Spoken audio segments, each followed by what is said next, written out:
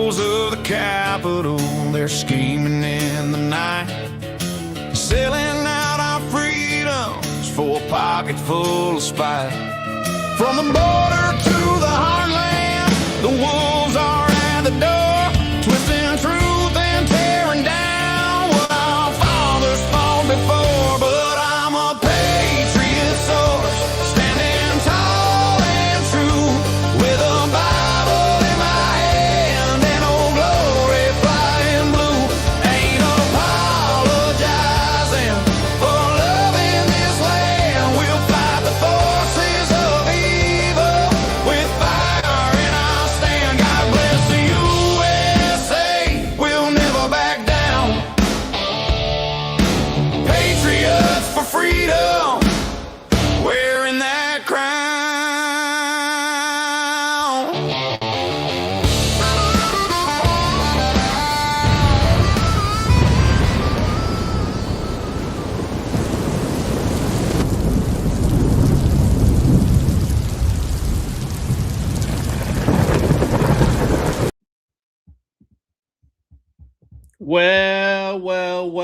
Well. Look What's at this, folks. It is just the Nom and the SK show again. Again. Again. PatriotDad is still enjoying his family vacation, but I do have good news. He actually gets in a vehicle with his family in Florida and drives to my house tomorrow. He will be here tomorrow evening. We will do the show together somehow in the podcast studio on Wednesday night. And I can assure you that he has a lot to say. He said, guys, get after it tonight. Yeah. What did he say, SK? Yeah, he said, I have a lot to say. And I said, good. I said, we'll just mute and nod and smile while you talk. Yeah, this has been a bit of a shit show. But hey, the numbers have actually not been bad. They've been pretty good. People are in the comments saying that they thought Friday's show was good. I don't know how, but I don't know. I don't know either. Hey, SK, how'd your weekend go? What'd you do? Did you do anything fun? what did I do this weekend? What's today? Oh, today's Monday. Today's Monday. Yeah. Look, we're busy. We have kids' sports. We have all Mhm. sorts of stuff going on. We did a lot. And I finished an embroidery thing Sunday. I'm an old lady. Just call me grandma. An embroidery. Yeah, you're so busy that you got enough time to sit around and do embroidery. I have to sit down and try to disconnect a little bit. And I did Sunday. But yeah, call me granny because I did that embroidery thing. I got you. So Mrs. Nom and I got the house ready to go because we're going to have PatriotDad and his family here. My mother and her husband Randy are coming down. They'll be here tomorrow as well. So it'll be interesting. An interesting couple of days. They're not staying long. They'll just be here for a day or two and then out of our hair, thank goodness. And it's just me and Mrs. Nom and then our 3 pugs after that again. So good to go. So SK, did you see the title of the show today? I did. I don't wait, hold on. I'll look and read it. It says, don't interrupt your enemy when they're destroying themselves. Is that what you named it? That's exactly right. Don't interrupt your enemy when they're destroying themselves. So normally that's what we say to the Democrats. Let them destroy themselves. Let them eat themselves, because Democrat identity politics is almost always cannibalistic. It has to be, right? If you've got your intersectionality pyramid where someone always has to be more oppressed than somebody else, then you will ultimately end up cannibalistic and you will ultimately eat everybody so that someone is more oppressed than others. It's where cancel culture comes from. The problem that we have is that it's not the Democrats that are destroying themselves. It's our own fucking party. The Republican Party, through Conservative Podcast Inc. Incorporated, is literally destroying itself right now. And all the left has to do is just sit there and watch it happen. And organize in the background. That's it. That's all they're doing. What do you think about that? I think they are doing the work of Antifa and a lot of these foreign terrorist organizations and foreign adversaries, because they told us all what they were going to do repeatedly, and they've been doing it, and everyone just falls for it. They did. They did. Everything that you were watching, folks, I want you to understand. We have spent, I don't know how many episodes on this podcast exposing, showing, explaining exactly what has been going on. The Color Revolution, all the groups, all the people that are working together to implement the Color Revolution and do all the things that they're doing.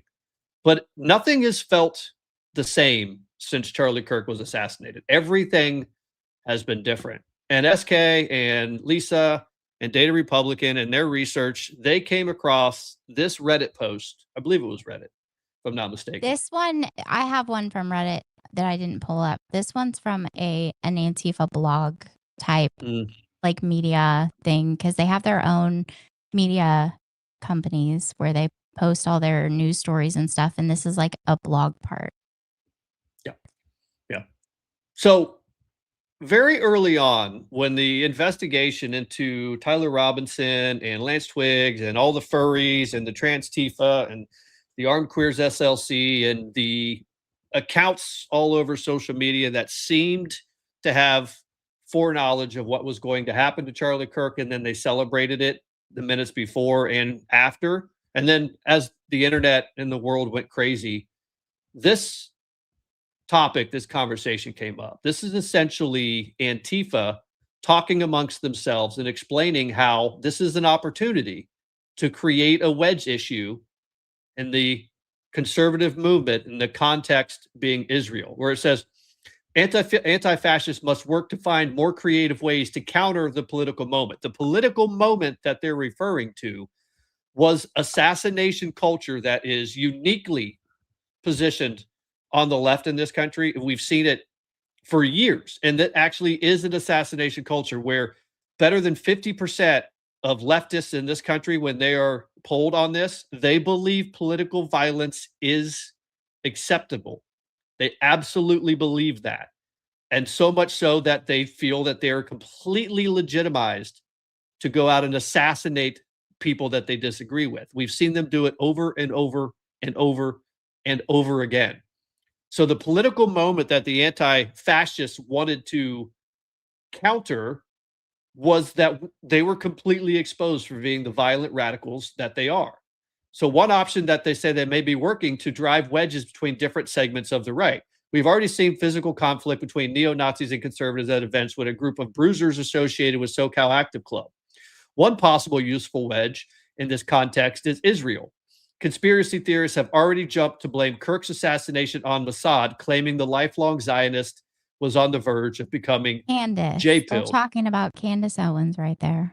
And They just one, let me cut you off 1 second.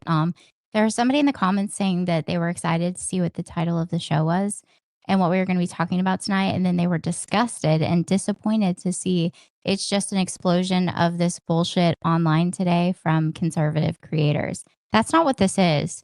We are explaining to you why this is happening so that maybe you can pick up on it when it's happening and maybe tell other people, don't fall for this. And here's why. This is the whole point. They're trying to keep people from the Republicans from winning midterms and keeping control of the House and the Senate. The Republicans aren't getting anything done, which makes even like rational Republicans be like, we need other people in here that are going to do something. And so even like rational people are falling for this, and it's going to cost us midterms if we don't get it together. Oh, 100% is going to cost you midterms. I mean, it's amazing. I'm sitting here watching my notifications over on X, and I hope you're watching Indian Rider, even though I doubt you can, because you're obviously a fake account. You're a bot. You're either that or a sock puppet account, obviously, and threatening me. You're going to come to my house. You're going to kick my ass. I wish you would try. Seriously, all of you, I wish you would try. I mean, I've never been called a Jew more in my, literally, I literally had somebody in my comments yesterday saying, I look like a Jew. Guys, first of all, what does a Jew look like? And number two, what are you even talking? How is that an argument? You look like a Jew. They're using it the same way the left used you're racist or you're a bigot or you're xenophobe. They are using it as an insult and as a way to shut down argument. That's exactly what's going on. As a matter of fact, Data Republican reposted a great article. I can't, off the top of my head, remember the person that wrote it, but she reposted it yesterday, I think. And it's a great article talking about how this is the tactic, just like the racist, the bigot, all the things that the left has been calling us for however long when you're in an argument or a debate over things and they immediately go to those types of attacks. They're trying to shut down the argument. The only way we can move past this is by sharing truth, sharing facts, sharing the receipts so people know where it came from and know that it's true. That's the only way. Everything needs to be based on facts and receipts. If somebody doesn't have receipts for what they're saying, I wouldn't listen to them. 100%. 100%. There's no question. I'm grabbing some things. I want to show you. This is what is happening. These accounts, I mean, we did an entire episode. PatriotDad did a significant amount of research on this. We know who these people are. We know what these accounts are, right? This one right here, for instance, who's out there spewing this. If you mention the word Israel, if you mention the word Israel, you will get obliterated with bots and sock puppet accounts, whether it's in a video, it's in a comment, whatever, right? Folks, the reason why we are doing this is you have to understand none of this is organic. Absolutely none of this is organic. So this guy here, this is his reaction to my teaser video about this episode, right? I mean, okay.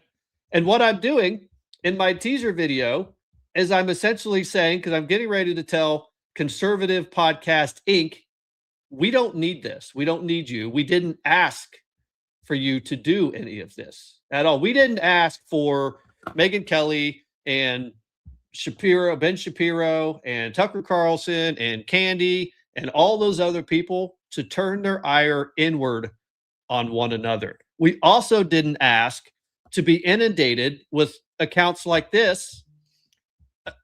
Started October 2025 with 71 comments and literally the only 71 followers. Literally the only thing he has to say is Jew this, Jew that, Trump cuck, all this stuff, right? We know that this is not real. This is what is driving what is supposedly the MAGA civil war.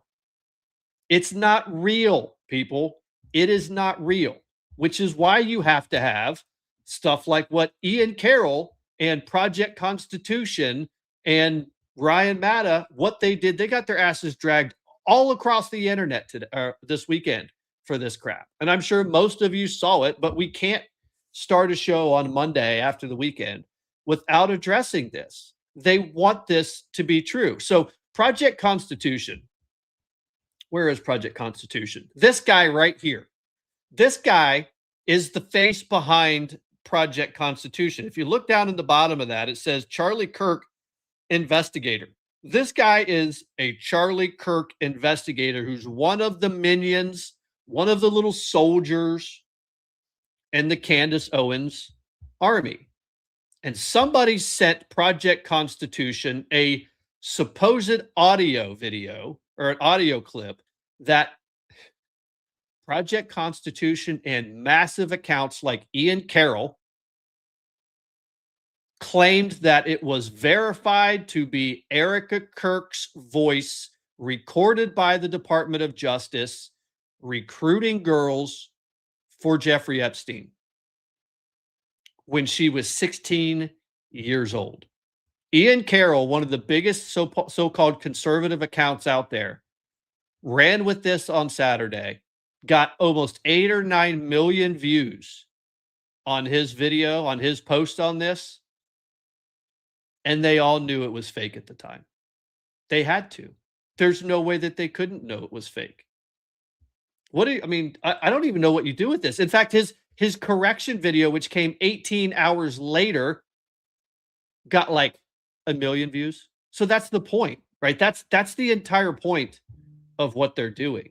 They don't actually care if they have to come back and correct something because they know that the original fake hoax posts are going to get 10x the views than their correction videos will. And the media's used this tactic for decades. They'll post a correction on like page 15 if they post it at all. And no one's ever going to see it.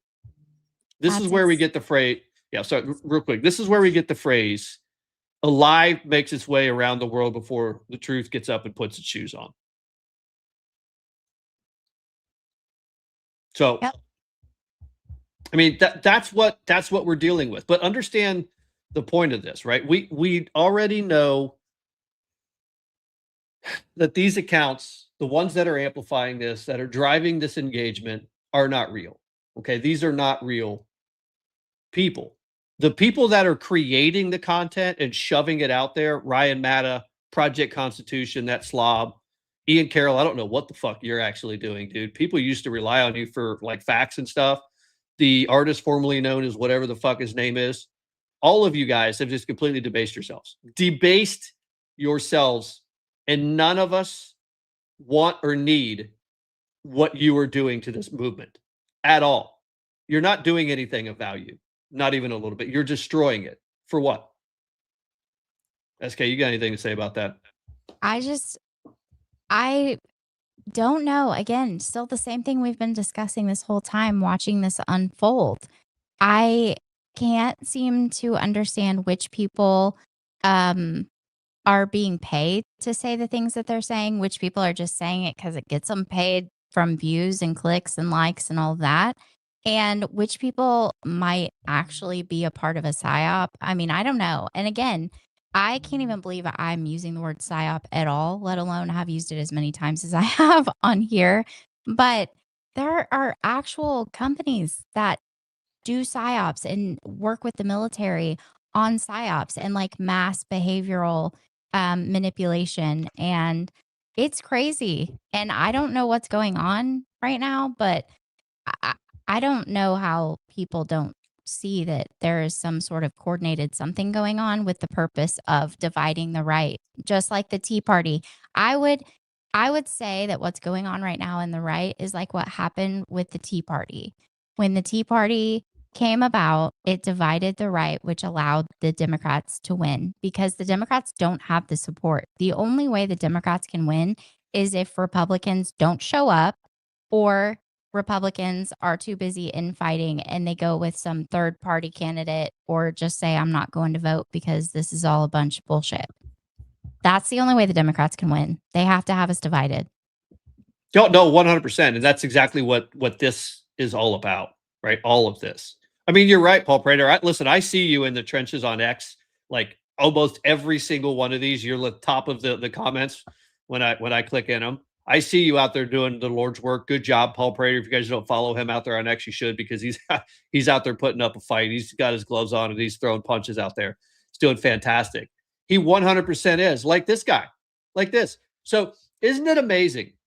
Isn't it amazing that there were claims that the new gay Ayatollah, and no, that's not a, I don't even know what the word I'm looking for here. That's not an error. The new gay Ayatollah, we'll get to that. When you said gay Ayatollah, earlier, I cracked up. That I'm never not going to say that. Right. So the new gay Ayatollah, who was the old Ayatollah, gay Ayatollah's son, and we're going to get to more details on this a little bit later. There are claims from inside of Iran, from inside of the inner circles, that he's actually dead, or at least very, very, very badly maimed, missing a leg, and apparently gay, which is this whole other problem inside the IRGC. But I digress. But as soon as that claim started to circulate, what did you see? Ryan Matta is the first one I saw post this. Ryan Matta is the very first one that Netanyahu was dead, because it came directly from the IRGC. The IRGC saw the claims that their new gay Ayatollah was already dead, and they turned it around and said, Netanyahu's dead, even though we saw Netanyahu on the 12th, right? If Netanyahu's dead, you all would know it. Not Ryan Matta. Ryan Matta is not privy to some intelligence that the rest of us are not. But this is what they're posting. It's all over the fucking place, even though it's completely fake. It's very reminiscent of Mohsen Madawi and Mahmoud Khalil, the two people that were going to school at Columbia that had the Columbia University Apartheid Divest organization, and they were involved with Students for Justice in Palestine, all of that. It reminds me of that because their toolkit that they used to publish social media posts had graphics of paragliders, and they posted 3 minutes before the attack on a social media account that hadn't been used in months and months and months and months, saying, "We're back, stay tuned for, all this news and when our next meeting's going to be." 3 minutes before the attack happened, because they were getting information directly from Hamas. Yep. Yeah, I mean, I don't know. This is like a crime. I don't understand how they're getting away with this. Well, I mean, they have free speech. They have free speech to go out there and tell these lies, unless it's lies about people and it's defaming and it's libelous, all that sort of stuff. Which I would not be surprised if you don't see lawsuits flying at Ian Carroll, at Project Constitution, and a number of other ones coming from Erica, especially about that claim that was her in that recording, when it was very clearly Haley Robson. It took PatriotDad. You guys saw that. I'm sure you saw his video. It took him 10 minutes to find the exact source, the exact legal filings where the quotes that attributed that call to Haley Robson, who was a victim at one point and then became a paid recruiter for Jeffrey Epstein. And everybody in their right mind knew exactly what that was. And these people tried to blame it on Erica Kirk, which is just disgusting. These people are fucking gross. Ian Carroll, you're fucking gross. Project Constitution, you're even more gross. I don't know. I don't know how that he's still posting today, by the way, as if all of them, no shame whatsoever. No, they got dragged across the internet for running probably one of the most defamatory and libelous claims I think I've seen in a long time. And then they come out like 24 hours later and like, "Oops, I made a mistake. Actually, let me pull this down." And then their little minions run around. Say Project Constitution made a mistake by falling for a classic Israeli Hezbollah tactic. They blamed fucking Israel for it. They blamed Israel for what they did. They blamed Israel. Israel did it. Israel duped us and forced us to run this fucking story.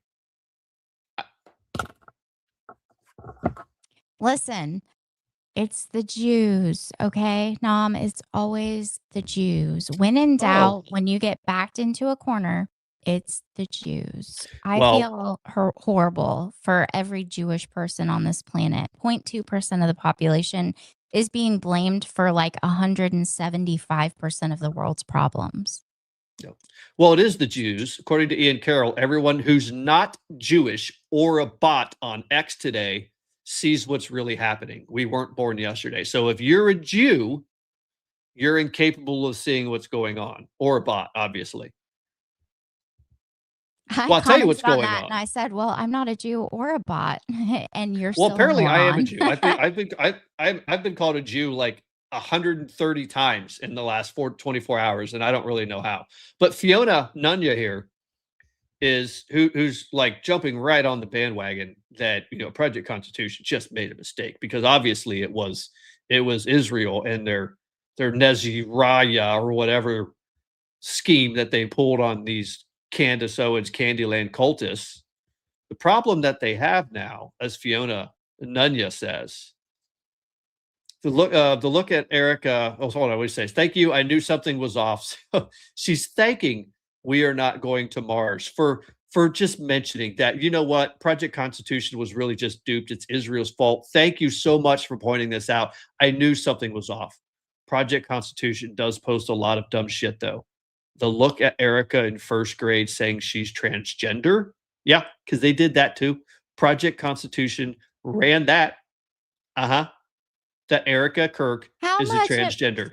How much of this do you think is Candace giving them this stuff or telling them, yeah, run with that or go with that or post that? Because this to me sounds like all things that Candace Owens wants to say on her podcast, but she knows she can't because she'll get the pants sued off of her. Yeah, probably. Family Crest over on Rumble with the $5 Rumble rant. "I am now a Jew bot." Yes, you are, Family Crest. You are a dirty Jew bot. Oh, I got called that today by an account with 177 followers. I looked at the account and I'm like, dude, I just called a Jew bot by an account with 177 followers. Dude, I have like 36,000 followers and you think I'm a Jew bot? Yes. It's hilarious. But my favorite part about this entire thing from Fiona Nunya, right? And guys, I'm not picking on Fiona Nunez. Fiona Nunez is one of, I don't know, thousands of other accounts that say the same nonsensical bullshit all the time. It's really damaging and makes our investigation look like a joke. That's Fiona's problem. That because of these mistakes, being duped by Israel. Just for the record, Ian Carroll and Project Constitution are not the ones making their investigation look like a joke. It's your cult leader, Antifa, that is making you all look like absolute morons. I mean, you guys look like actual NPC parrots, like just regurgitating whatever you hear her say, hanging on every word like it's the gospel and your salvation is at risk. I mean, it is the craziest thing I've ever seen. I've never seen people follow someone and repeat so much bullshit as these people following Candace Owens. And the real people, a lot of them are bots. But the ones that are real people, who ties these people's shoes? How do these people function in the world? And well, most of them don't. This is what they do. Their entire livelihood, their entire lives are wrapped up in throwing slop out on the internet and hoping that bots and sock puppets and people run around and engage with it. I mean, we know that. That's how they make their money. That's how they earn their living. And some of them make entirely too good of a living pushing complete and total fucking bullshit, nonsense, hoax, slop. Yeah. Kelly Davis said Crocs. They wear Crocs. Oh, somebody said they wear Birkenstock sandals. Somebody said Velcro. Crocs. You guys are they funny. wear Velcro. But seriously, what goes on? I cannot even begin to fathom what goes on in these people's brains. Like, or is it just nothing? You know, like when you look at your husband, well, you wouldn't know because you're a man, but when you look at your husband and you're like, what are you thinking about? And they're like, nothing. And you're like, nothing. And they're like, really nothing. And you're like, it's just quiet. Like, what? It's just quiet. Tell me what that's like, because I wonder what goes on between these people's ears. It can't be much. It has to actually be just crickets. It's not. It's juju, Jew, Israel, bad Jews, dirty Jew, juju. That's all these people can think about.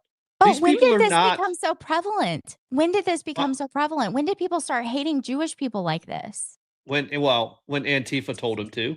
When Antifa told them to. I don't get it. I don't understand. What did they do to you? What did Jewish people do to these people to make them hate Jewish people like this? I don't know. I have a question. When was the last verified Jewish terrorist attack in our country? Now, I know all of the America First / America Only crowd out there will tell you that every terrorist attack in our country is actually Israel that's doing it, even though, I don't know, let's take, for example, we had the dude in Michigan, right? What did we find out about the dude in Michigan? I've got Muslim Michigan Synagogue. It doesn't have a family member that's like an actual terrorist? He had 2 of them, right? So now remember, last week, Ryan Matta, in a couple of different ways, not only warned you in advance, but immediately after we had multiple terrorist attacks on the same day, immediately ran out and said, these are Israeli false flags. These are not actual Islamists and Islamic terrorists doing these things. But it turns out the dude who drove his car into the synagogue up there in Michigan has family ties to a Hezbollah rocket unit, an Iranian-backed Muslim terror group that targets civilians. So one of our airstrikes, or Israel's airstrikes against Hezbollah, killed somebody in that dude's family. I believe it was his brothers in Lebanon, because they're part of a Hezbollah fucking rocket unit and they were targeting civilians in Israel and they died for it. That's why that guy decided he wanted to go and try to kill and maim and injure as many Jewish children as he possibly could in Michigan. But that was apparently a false flag, according to Ryan Matta. They're all false flags. Everything. How long have we been hearing about the attacks that are coming? We talked about this I know, well, before I was even on social media like I am now, so like in 2023, all during the Biden administration with wide open borders, when we were finding out from congressional reports and things that they were letting actual terrorists into this country, like on terror watch list terrorists, just letting them in. We had Actual terrorists. 1 quarter under Joe Biden's presidency, we had 65,000 Chinese nationals at the southern border. 65,000 from China. That means they had to get on an airplane and fly to Mexico in order to try to cross the southern border. 65,000 in 1 quarter. These things were going on during the Biden administration. We knew the sleeper cells were here. We knew they would be activated. We've been being warned about this for a long time. And now they're going around saying, well, if this happens, it's a false flag. What is wrong with these people? Common sense dictates these people are already here. They are going to be activated and they are going to be attacking all across the United States. And on Friday in New York City, there was a protest and they were holding up signs talking about the whole world stands with Iran. They were shouting, "We support Hezbollah." Mm-hmm. Yep. In New York City. Yeah. Well, I mean, they've got the Islamist commie Mamdani. And these were not old white people No. that they went and gathered up from the nursing home to get the old gang back together from the 60s. These are Middle Eastern people in the streets shouting that they support Hezbollah. Yeah. No, we have a problem. And the reason why, listen, I don't actually want to talk about any of this shit anymore because I'm so tired of the damage that Candace Owens and everything that's flowed down for her has caused to this country, because it is very significant, very serious damage. Like I just took it out of here, but let me bring it back in here. Where is it? And don't forget, it's not just Candace Owens. Tucker Carlson's gotten himself in deep. Megyn Kelly's now gotten herself in deep. You have the Nick Fuenteses and all the little groiper boys in their mom's basement on the internet. All of these people are causing problems. We have high-profile former right-wingers, though Milo Yiannopoulos is an interesting character, Sneeko, whatever, but they are mainstreaming what the fringe radical left used to say, and they're basically now claiming and try to mainstream the idea that the assassination attempt on Trump was fake, it was staged, it was a hoax, it never happened. That's where we are. Except March 16th of 2026. Except for the fact that there were people right behind Trump, right in the line of the shot, that got shot and killed. Other people shot and injured. People saw that. People watched it. There are daughters that do not have their father, watched him get shot at a Trump rally. Corey, how do you say his name? Corey Comparatori. Yeah. I feel bad because I can't say his last name, but his first name's Corey. He was a firefighter. He has daughters.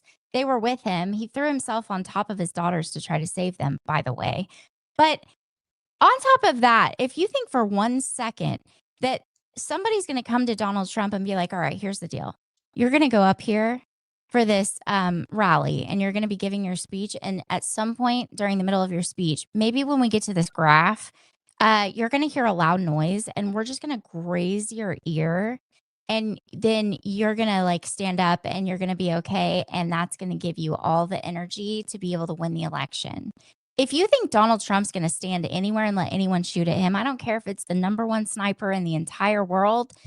Donald, I've got some oceanfront property for you in freaking Nebraska, because that isn't, Donald Trump's never going to agree to that. Ever.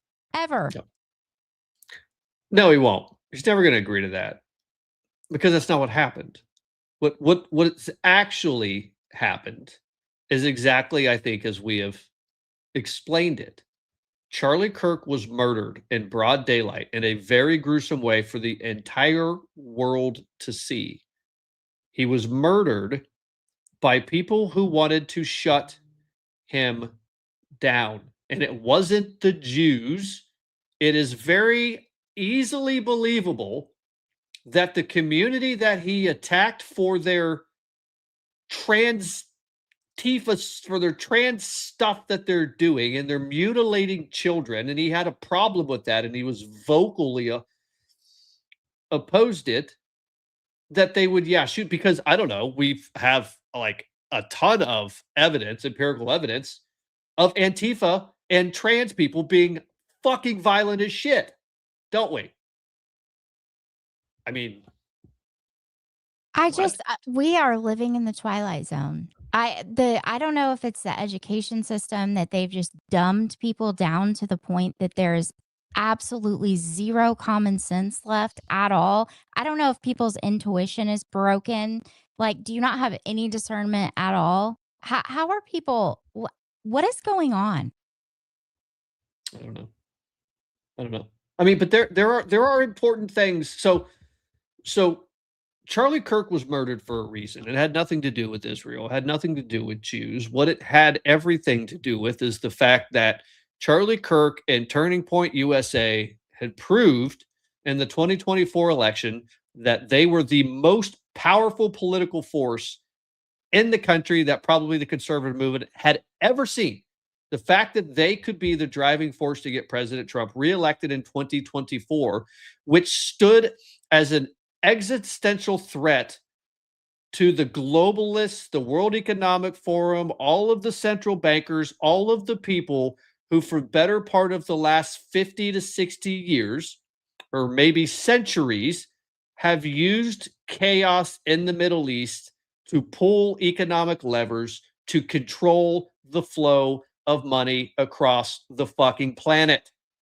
And President Trump, in his second term, telegraphed it, and they all knew what he planned to do because there were people that were talking while he was getting ready for the 2024 election. Steve Bannon, Mike Davis, and a whole slew of other people that were explaining exactly what they were preparing for and exactly what they were building, because they had to put it out there, just like the Democrats.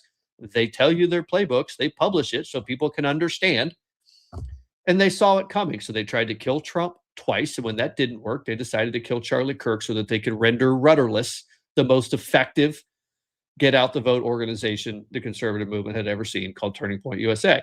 And now Candace Owens has stepped in, and I believe it's at the direction of her husband, George Farmer, and everything that means in London, that has started the top of the pyramid to shove all of the slop to finish off Turning Point USA. That's what this is about, because when you finish off Turning Point USA. I don't think that it's at the direction of her husband. I think that there are much bigger players involved, including the intelligence in the UK, including John Mappin. I think there's a whole list of people that are involved in this. Mappin has made some very crazy statements, and he's been all over the internet being Captain Save-A-Ho for Candace Owens this entire time. And he's a Scientologist. You also have to think about the way that some of these people are tied to Epstein as well. But you have to think about the fact that Steve Bannon, Cambridge Analytica, the parent company to Cambridge Analytica, we've talked about this several times on here. Somebody said that someone on the internet put out some thing about Candace Owens and her husband, the bride of farmer or something like that. I don't know what's in that, but I guarantee you it's things that you guys haven't already heard here. That we have already told you guys almost all of it. I haven't put it on X yet, but you guys have heard almost all of it. We've given you all the ties. We've told you all the players, all the people involved. It ties back to Operation Crossfire Hurricane in multiple ways. It's all those people that are the ones pulling the strings behind this. It is definitely not George Farmer. Yeah. No. So Candace and the Candyland cult, every time I turn around, they're saying that something about Erica's weird. That's weird. It's weird how that happened. It's weird how she showed up. Do you want to know something that I think is like super fucking weird? In modern times, in like 2020 plus, when you meet someone and 18 days later, you're proposing and you're getting fucking married. How does that happen? Anyway, listen, you want to talk about something that appears to have been staged and put together. and organized and arranged. It was that. It was Candace Owens marrying her current husband, George Farmer. It was one of the strangest backstories I think I've ever heard in my entire life. And you know who was there for all that? And I'm pretty sure the one that introduced Candace and George, it's Mappin. Yep. Mappin. We'll get to Mappin, I think. Though I think he's super weird. I don't really know half the shit. I don't understand half the shit he's talking about. According to Aaron Banks, he described Mappin as a total Fruit Loop in his book. Mm-hmm. And he's a Scientologist, so do with that what you will. So listen, there are real risks at play here, right? There are significant risks if these people are successful. I mean, we're just into the primary season for the 2026 midterms. I think the Democrat Party has an 85% chance of taking back the House and something better than a 50% chance of retaking the Senate. If that happens, everybody needs to understand this. For those of you that are saying, I'm just not going to vote, or like in the case of Nick Fuentes and Candace Owens and a number of other of these conservative podcast Inc. fucks who are destroying this for everybody else, who've said they're just not going to vote and they don't care about the midterms. It's not important to them. When that happens and they take back the House and the Senate, they will impeach Donald Trump. They will blow up the filibuster in the Senate to remove the 60 vote threshold to remove Trump from impeachment, to convict him in the Senate, because right now it needs 60 votes. They will blow that up. So all the hand wringing and gnashing and clawing at the face about blowing up the Senate or the filibuster, or at least trying to go to a talking filibuster on day one that the Democrats have control of the Senate, it's gone. The filibuster's gone. And it won't just be for impeachment. It will be for everything. So you're going to have President Trump is going to be impeached. He's going to be removed and he will be prosecuted. He will be prosecuted and they will try to reignite the 700 years that they tried to put him in prison for. Everybody needs to understand that. Okay. And I'm not done yet. Hold on. I'm not done yet. We'll just real quick. That means that JD Vance will become the president of the United States. SK, who then gets to pick the vice president if Trump is removed and JD Vance becomes the president? Who gets to pick it? The Senate. House of Representatives. The House. And is it the majority leader or is it just the whole House? Well, no, it's just the House. The House will vote on it, but the majority would essentially it'd be a flat majority vote. I thought the line of succession was like if something happened to the president, the vice president takes over, and then the speaker of the House or the. That's if they both die. That's if they both die. The Speaker of the House will become the acting president, and then there's a whole thing to hold another election. But if the president's removed, vice president comes up, the House of Representatives would name and would appoint the incoming vice president, and that would be a Democrat. And then they would impeach JD Vance. You very likely could see a Democrat president before the 2028 election happens. If we don't get our fucking shit together, folks. You understand that? You could have a Democrat president before the 2028 election. That's what's at risk. Because these people, they will do exactly that. And there's nothing we can do to stop them. Nothing. Yeah, K-Paw. So everybody's like, okay, we have to stop talking about this. We're not going to let this happen. In Jesus' name, it's not going to happen. They're saying it's not. Fine. I'm just telling you it's what's at important risk. to talk about it. Nobody's speaking it into existence or anything like that. It's important to talk about all of the different scenarios and everything that can happen because number one, you need to be telling everybody you know that they need to get out and vote in the primaries and in midterms in November. Everyone has to vote. You have to make a plan to vote. Vote. Make it a day. Go with your friends. Go to lunch. Go vote. Do all the things. Make sure you vote. Tell everyone you know. Post about it constantly. Tell your friends. Talk about it all the time. Even if they don't agree with you on everything, just say you have to vote. You have to. There is no option in this election. You've got Nick Fuentes telling people to just vote for Democrats. You've got other people telling people just not to vote as a protest.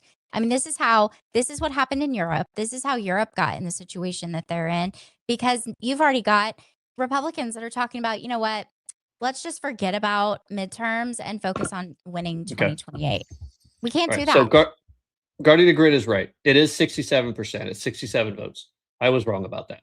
So the impeachment thing goes out the window. What I did just read, though, is that it's not a fixed number. It is 67% based on attendance. Exactly, which is where we were at last time. So what that means is all of the Republicans that are actually Democrats, if they don't want to show up and vote, you only need 67% of the total count of people who vote on the conviction, right? So you very easily could, I mean, what's 67%? What's 50, 67%? So if you have like 80-ish show up to vote and you only need 51 and you've got 53 or whatever, Democrats in the House, you very easily, or the Senate, you very easily could remove President Trump and then do the same thing with JD Vance. And I do want to say, aside from telling people to vote, the best thing that we all need to be doing right now, which we've kind of failed on this week because we haven't had PatriotDad to keep us in line, but we have to be talking about Trump's wins and the things that are going right in this country. Because if you think back to before Trump took office, when Biden was president, our country was in shambles. We had wide open borders. We had millions of people coming in here. You have all of these judges that are out of control. These things are getting attention. People are paying attention because of what Donald Trump is doing. The border is closed. He's working. He's doing his very best to get as many illegal people out of here as he possibly can. I mean, Trump 2.0, it's about legacy, energy independence, strong defense. We want no endless wars. He's made it clear this isn't an endless war. No. Fixing Biden's affordability crisis. I mean, our country was in a recession. They would not tell you that, but we told you every day that we could. You could use the Psalm roll. And somehow they were able to convince Claudia Psalm to come out and tell people, oh, I know that this is what we've gone by. And my rule was like the Bible for a economic recession in this country. But it's not right this time. Just this one time, it's not right. We have, he's working towards American prosperity. Everything he's doing, including in Iran, is going to result in prosperity and security for the United States. Our lives are going to be so much better. Think back to Donald Trump's first term. Our lives were so great under Donald Trump, and then they were super bad under Joe Biden. And he's going to have to work to dig us out of the hole that Biden got us into. But we have to focus on his wins as well. Well, the point with this distraction, right, and it's intentional. The point with this distraction is to prevent us from talking about, and the Republican Party from actually keeping pressure on our congressmen and women and our senators to get the shit done that President Trump promised to get done. I saw a Trump report card today, and I wish I'd grabbed it. I couldn't go back and find it. And it was almost all red, right? There were a couple of things that were green, close the border, and one other thing. Everything else on this report card of things that President Trump promised to do, they were claiming was red, but almost every single one of those things are things that require Congress to act. And Congress is not acting because we're not putting pressure on them. Did you know that the fucking DHS is still shut down right now? What? Why? Why are we not blowing up their phones and storming the Capitol building? And yes, I do mean that because Democrats do it at least once a week to force them to open and fund DHS. Why are we not doing that? Because we're focused on whether Erica Kirk was recruiting children for Jeffrey Epstein when she was fucking 16 years old. That's why. I would be perfectly okay never hearing any of these people's names again, including Jeffrey Epstein. Why are people still talking about this? And then you have posts today all over the internet talking about don't stop talking about Epstein. It's all the same people. The woke right has turned into the liberal Looney Tunes. They're the same people at this point. The horseshoe theory is no longer a horseshoe. It's a circle. 100% is a circle. Did you know that President Trump is destroying the economy right now as we speak, according to the woke right. Yes, the woke right, the black pillars out there. They are apoplectic. They're beside themselves over the price of oil. Listen, President Trump said the day after they launched this operation against Iran that this may take 4 to 6 weeks. And then he said we're actually way ahead of schedule. And they are way ahead of schedule. You're going to have some temporary pain.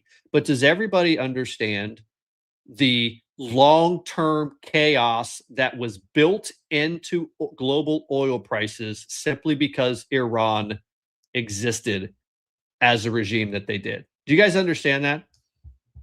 Do you understand what that means? Let me find this, because Peter Navarro put out a tweet, a report the other day.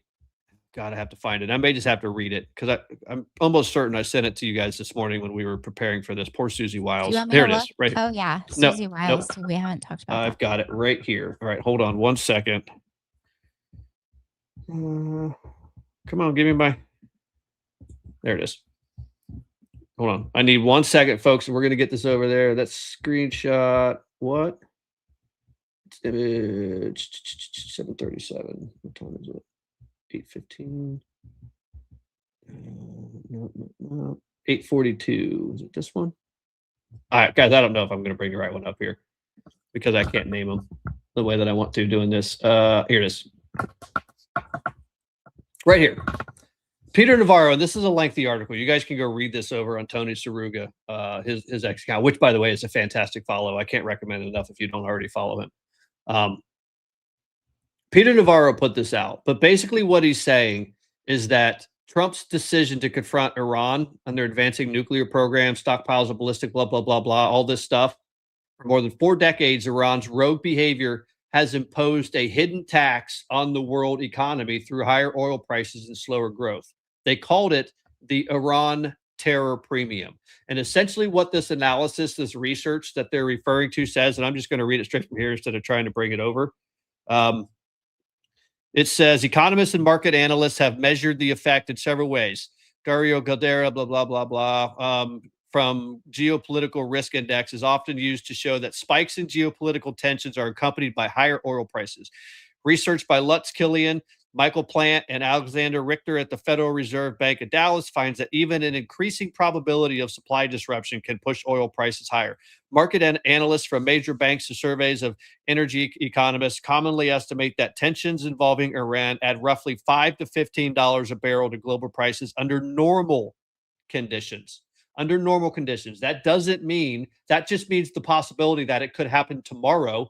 You already have $5 to $15 built into the cost of every barrel of crude oil because of the insurance contracts that are required, because of all the insurance and all of the legal and all the stuff that we talked about 2 weeks ago on this podcast about Lloyd's of London and President Trump doing an end run around those folks, how the Bank of London and the London central bankers, how they have a stranglehold on the futures in the commodities markets and the rare earth minerals contracts. All of those, because of the chaos and the uncertainty around Iran, builds $5 to $15 into the price of oil during normal times. This is what President Trump is working on. This is what he is trying to take out of the system, where you've got a lunatic, moronic, death cult regime, Iran, over there, who at a whim is paying terrorist groups all over the place to attack their neighbors, to attack Israel, to attack ships in the Straits of Hormuz because they woke up on the wrong side of the bed. When this is successful, and I don't mean if, I mean when this is done in a couple of weeks, you're going to see global oil prices are going to drop into the $40 and $50 a barrel price range. You're going to. And the people that are going to be the most affected by that is not going to be the Iranian regime. It's not really going to even be the oil companies, even though it might be. The oil companies were paying a premium to Lloyd's of London and to the London central bankers and the Bank of London folks to do this. That premium, those are the people that are going to be affected the most, not the ones that are moving the oil, that are getting the oil out of the ground, not the ones that are buying and selling it. It's the people that were insuring the maritime traffic through the Straits of Hormuz, where they can cut those insurance premiums nearly in half, if not more, because you no longer have the threat of Iran in the Straits of Hormuz. Does everybody understand that? Is there anybody in the comments here that does not get that? The importance of what he's doing?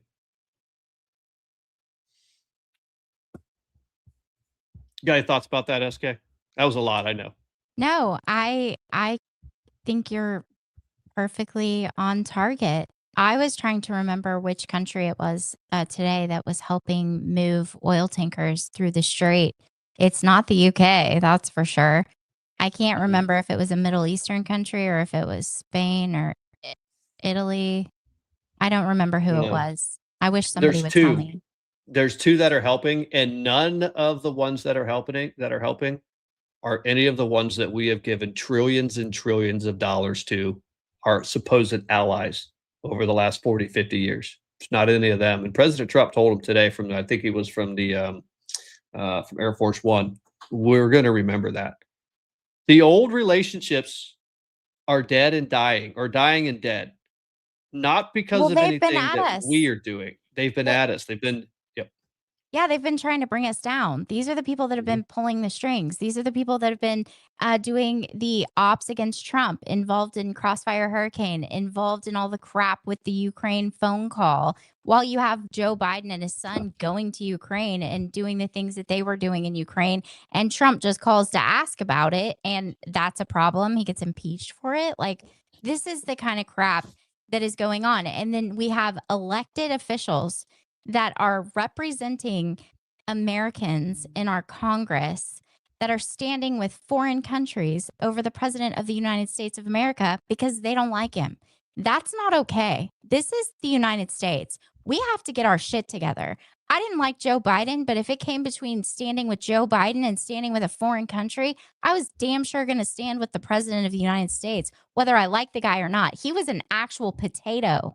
I didn't like Obama. I think Obama is one of the most corrupt, terrible presidents we've ever had. I think he did more dividing than any president in the history of this country. I think we are where we are today because of a lot of the things that Obama did. And I would have stood with Obama over a foreign country. I mean, these people are traitors, and they are serving in our Congress, trying to pretend like they're representing Americans.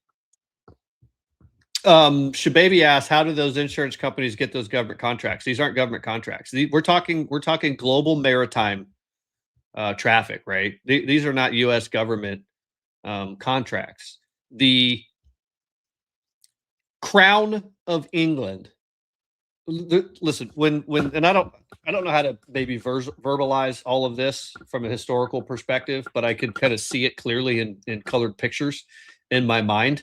The colonialization that was the Crown of England, all right, everything that they did in India, all across Africa, across the Caribbean, everything that they spread, when they controlled global maritime traffic, and they've had a death grip on it since the 1600s, maybe later than that. I don't know exactly, but Lloyd's of London, the Central Bank of London, the London Bank, and all those bankers, those financial systems have been in existence for centuries.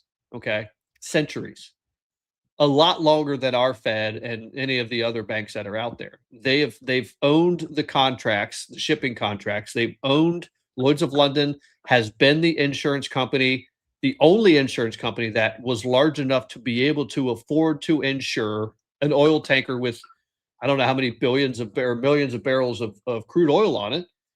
You know, hundreds of millions of dollars of potential loss if it happens. Lloyd's of London is one of the only insurance companies out there that can do it. They own it. They own that market. The bankers in the City of London, the Bank of London, those folks, they own the legal contracts for these companies shipping through the Straits of Hormuz. They just do. I would suggest whoever it was that asked that question, go and follow the ladies at Promethean Action, or go back to our show we did. Was it last Wednesday, SK, when we showed, or last Monday? when we It talked, when we was, showed all the clips of I the think it was, Promethean action, ladies? I think it was Monday. I think it was our first show by ourselves, wasn't it? With Yeah, it Dad was. out of town. Yeah. So this is right.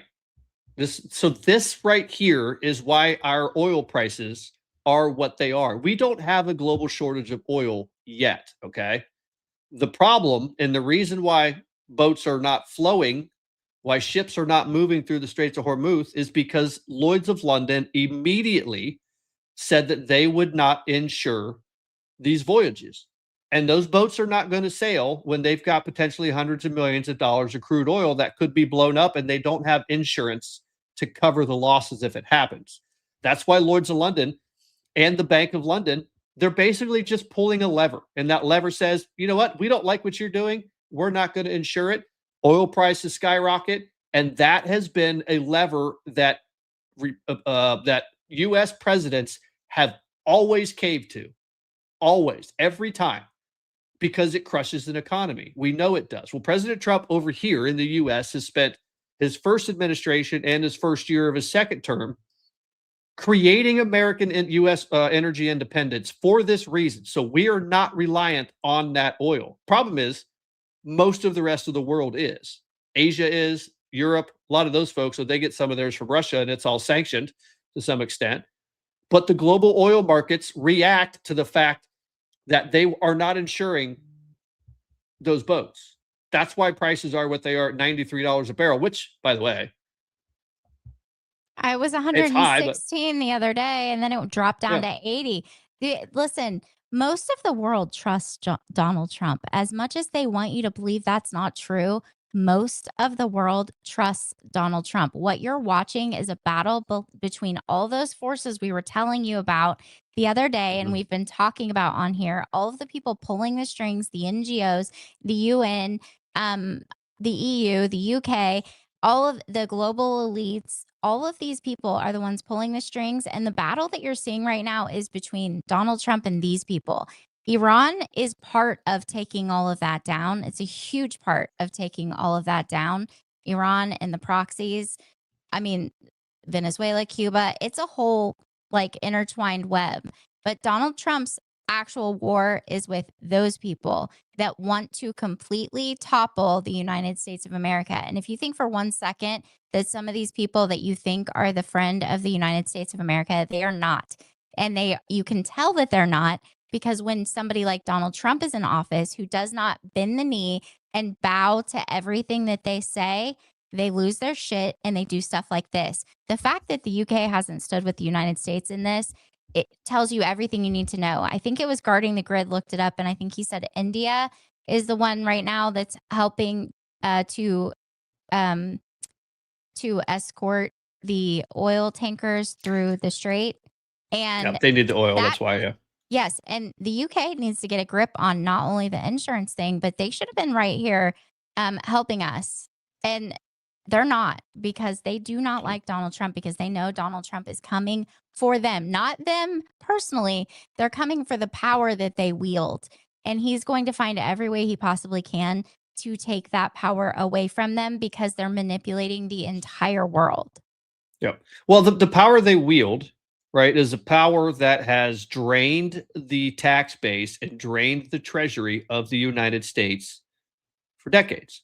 Guys, we are not in, was it 40 trillion, 37? Is it 47? I don't even know what the trillions are anymore. 38 trillion dollars in debt for no reason. It's because the entire planet has figured out how to bilk every dollar they can from the American taxpayer. The UK is no different. It's not because of endless global wars, though that's part of it, because that's part of the grift.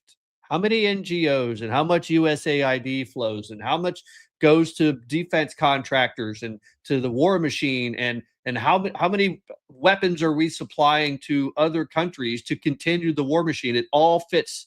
It all works together. And in the meantime, you've got oil prices that are skyrocketed as a result.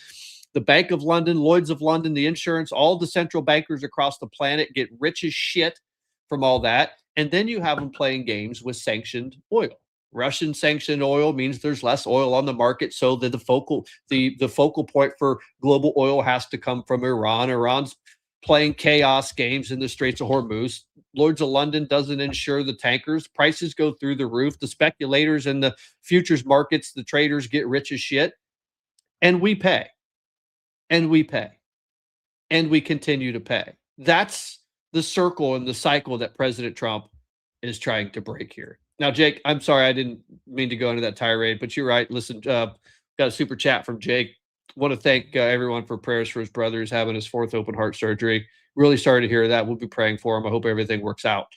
Great. Yeah. So, guys, MAGA Jake and Guarding the Grid are two of the originals. These guys help us out on the back end so much. Like, I don't think we can thank them enough for everything they're doing. We'll definitely be praying for you guys. No, please make sure you guys say a prayer for. And let us know how it goes. Let us know how it goes. Okay. So just to sort of buttress this, right? We're talking about the oil prices because it is a legitimate concern. I mean, this was one of the things that Trump ran on, but the difference is there's an actual reason and there's a method to the madness for why the oil prices are what they are. It's bullshit, but at least you can point to a reason. You couldn't point to an actual policy that the Biden administration was implementing during the 4 years of the potato head that was meant to help this country. The only reason you had $124 a barrel oil back in June of 2022 was simply because Biden said, we're just not going to explore for oil anymore. Yeah, why not? Let's just be reliant on fucking Iran for oil and Saudi Arabia for oil and the Straits of Hormuz for oil. That's what they did. And we basically shut down exploration, shut down the Keystone Pipeline, shut it all down, destroy all the jobs.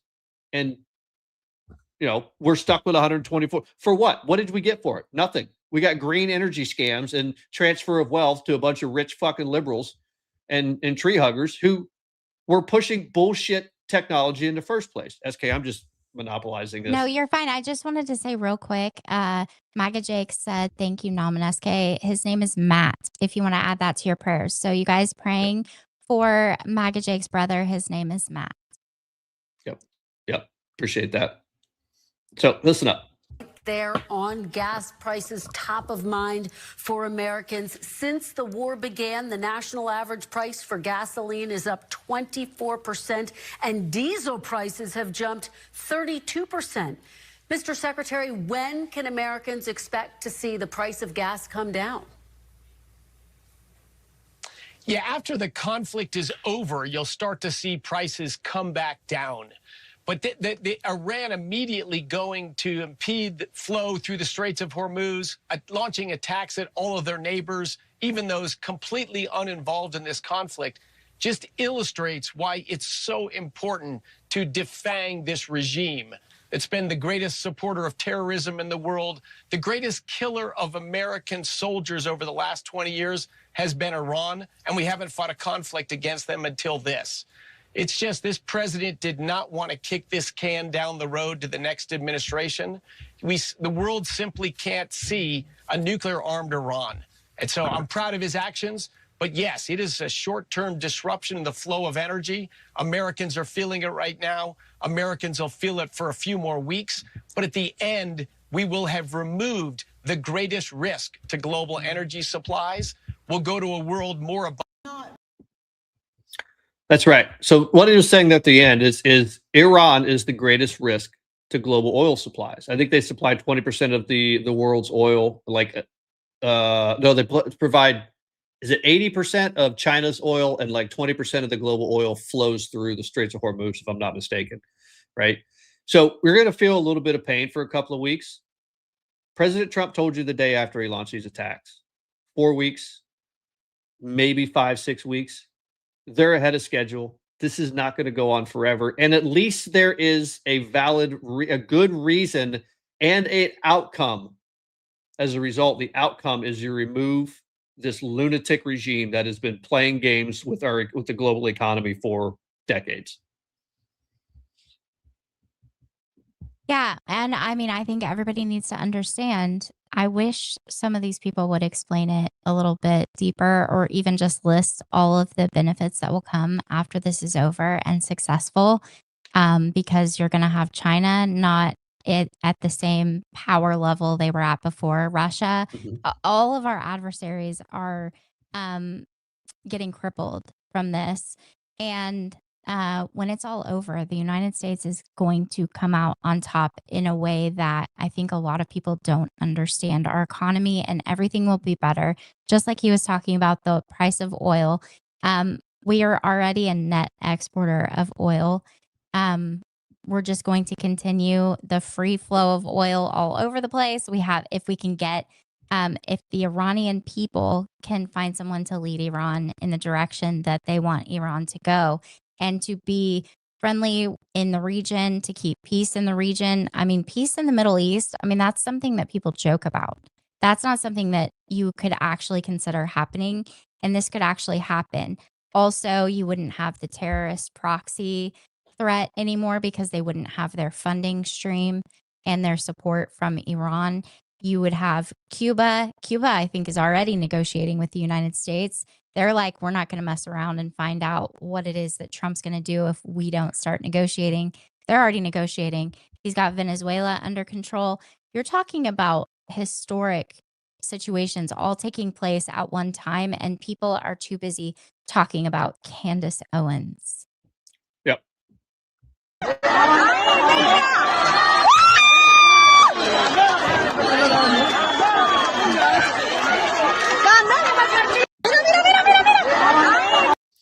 So Saturday, this is what was going on in Cuba. That is the Cuban Communist Party headquarters that is being firebombed by Cuban citizens who have had enough of the Cubans, the communists in Cuba. They've had enough. This is one of the great results of what President Trump has created by going into Venezuela, because Cuba doesn't have the support of Venezuela anymore. They don't have China in their helping anymore, because you're not going to have it in the Western Hemisphere. So finally, these people who have been floating on literal fucking tires to escape that island for decades and coming here, go down to Miami and talk to a Cuban and really get an idea of what communism is like. Please. That's why the Cuban community in Florida votes almost uniformly for Republicans. There are not very many people that hate communism more than Cubans and North Koreans if they're able to escape. But Cubans hate communism, and there's a reason why. They're literally just shutting their power off randomly for days at a time. They're going out there protesting. And don't forget, everyone start popping your popcorn now, because the 21st is the day that the Flotilla, supported by Roy Singham, aka the CCP, and all of the communists and, the Democrat Socialists of America and the Communist Party of the U.S., all of those people are taking that flotilla, that boat, down to Cuba, and they're going to converge on Cuba on the 21st. And I can't wait for that, because that should be highly entertaining. Can you imagine Captain Savaho, American communists, showing up to Cuba and being like, we're here to save the Cuban regime? The people of Cuba are going to be like, do what? Did you hit your head? They don't want the leaders in Cuba to be in charge. They want freedom. They don't want communism. And then you've got these idiots that go down to Cuba to learn, like Urmia Fanian and the Armed Queers of Salt Lake City and Code Pink and People's Forum and all of Roy Singham's whole network, going down there, the Party for Socialism and Liberation, the ones that print out all the signs for all these protests, all those people showing up down there. I mean, I just, what are these people thinking?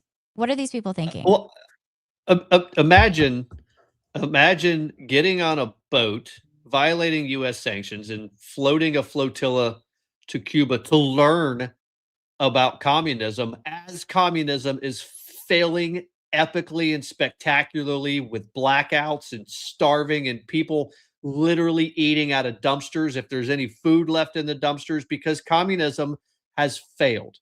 Well, again, like it always does every time you try it. Exactly. But they haven't done it yet. They haven't done their flavor of communism yet, Nom, and they're going to make it work. But No, here's they're the not. They're thing. fucking clowns. They don't know what You they're doing. have to understand, when Data Republican came on the show last and we were talking about that post that she was making when they had infiltrated all the signal chats and all those things were going on. The reason that it was taking so long for her to get that information out is because in the signal chats, they discovered that they were sharing the mini manual for urban guerrilla warfare. They were sharing that around. They were trying to teach the people in these signal chats, tell them to go read it and tell them to learn so that they could be prepared for urban guerrilla warfare. They were telling people to take up ARs and AKs and go out into the cities and start a war. They're using communist playbooks. Yeah. SK, this is what happens when communists are actually forced to try to govern. So their ideas, right? All of their great ideas where they think, listen, it's not been done properly yet. Socialism can work if the smart people are the ones who implement it. And we were told that Mamdani was one of those super, super smart people that knew how to do this.